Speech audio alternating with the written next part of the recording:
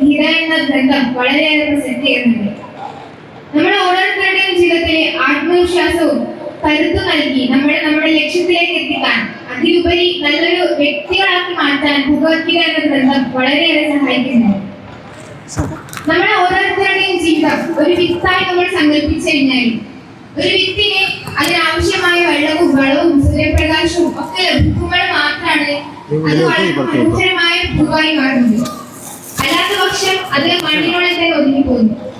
അതുപോലെ നമുക്ക് നമ്മുടെ ജീവിതത്തിൽ ലഭിക്കുന്ന വെള്ളവും വളവും സൂര്യപ്രകാശവും ഒക്കെയാണ് ഭഗവത്ഗീത. അതിലെ ഓരോ ഉപദേശങ്ങളും നമ്മളെ ഉള്ളിൽ നിന്ന് മാറ്റി വയ്ക്കുന്നു.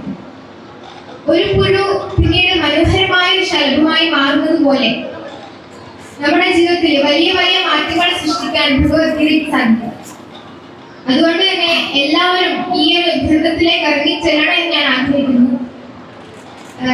ഈ ഗ്രന്ഥത്തെ പറ്റി ഒന്നും അറിയാതെ ഞാൻ ഇവിടെ വന്ന് ആത്മവിശ്വാസത്തോടെ ഇത്ര കുറച്ച് കാര്യങ്ങളെങ്കിലും പറയണമെങ്കിൽ അത് ഭഗവത്ഗീത എന്നൊരു ഗ്രന്ഥത്തിന്റെ പവർ കൊണ്ട് മാത്രമാണ്.